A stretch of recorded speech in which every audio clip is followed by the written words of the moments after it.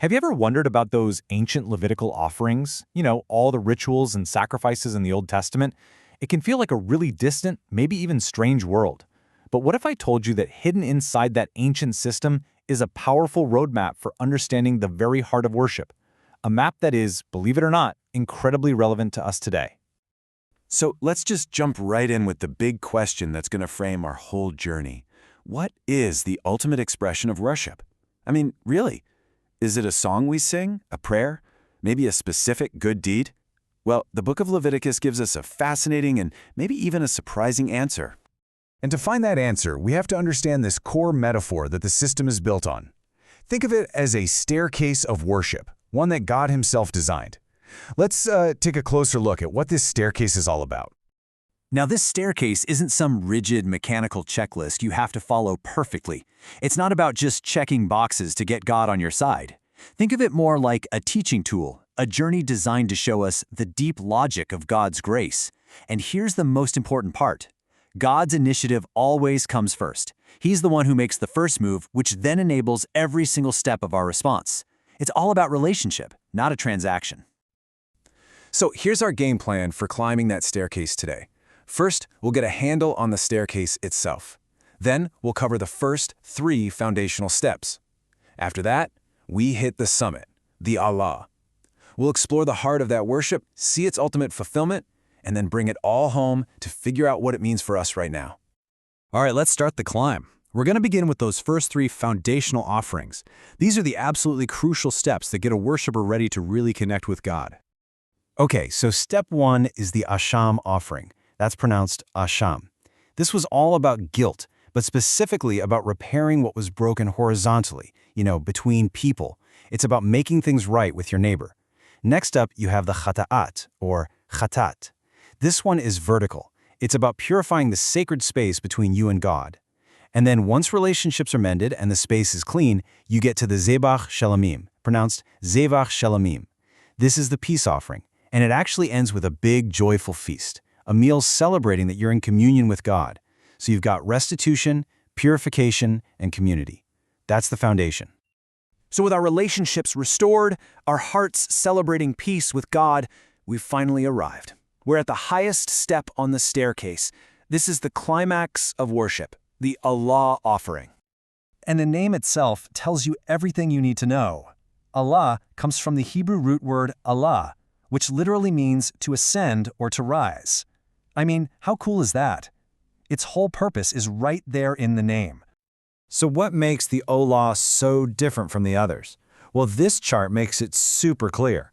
With most other offerings, parts were shared. The priest got a portion, the worshiper and their family got a portion to eat. But the Oláh, it was totally unique. The entire animal was consumed by fire on the altar. Nothing was kept back. It was a complete gift that just ascended to God.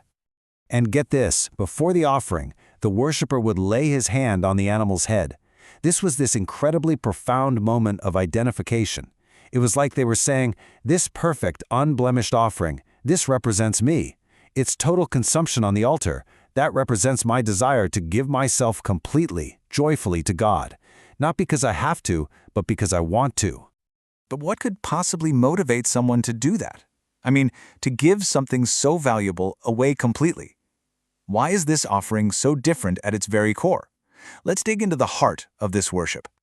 This is so important. The Oláh is not about trying to buy God's favor. It's not a payment to earn His grace. It is the natural, overflowing response of a heart that has already been forgiven, cleansed, and welcomed to the table.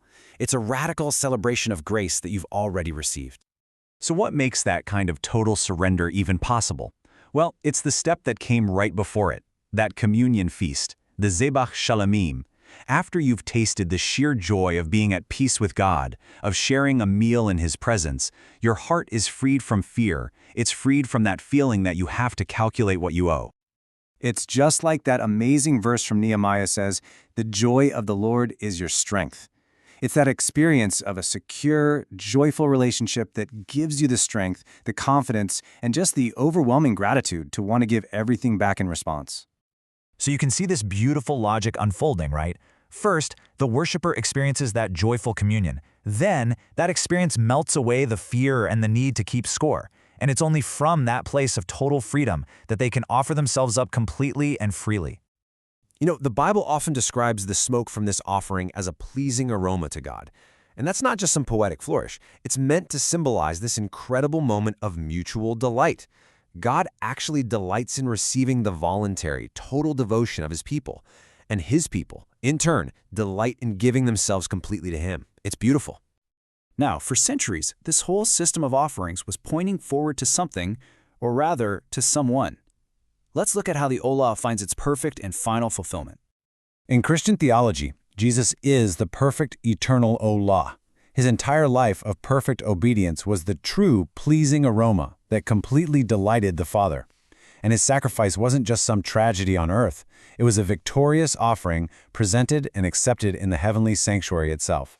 And because of that, he secured for us, for all time, access right into God's presence. And the Apostle Paul makes this connection so explicit. He uses the exact language from the sacrificial system. He tells us to live in love, just as Christ gave himself up for us as a fragrant offering, a perfect Oláh. So we've climbed the staircase, we've seen its fulfillment, but what on earth does any of this ancient practice have to do with us, right here, right now? Let's bring it all home. And look, if you take just one thing away from our time together today, please let it be this. This is the radical, game-changing perspective the Oláh teaches us. True worship is not something we do in order to be accepted. True worship is what we do because we already are accepted, completely and forever, through the perfect offering of Christ.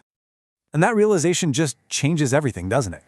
When we're united with Christ, our own lives can become a pleasing aroma.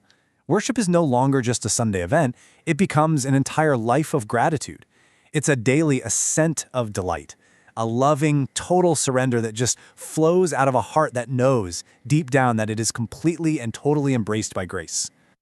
So I'll just leave you with this to think about. If your acceptance before God is already 100% secure, not based on what you do, but on a perfect offering made for you, then how will your life ascend in gratitude today? What does a joyful total response look like for you right where you are?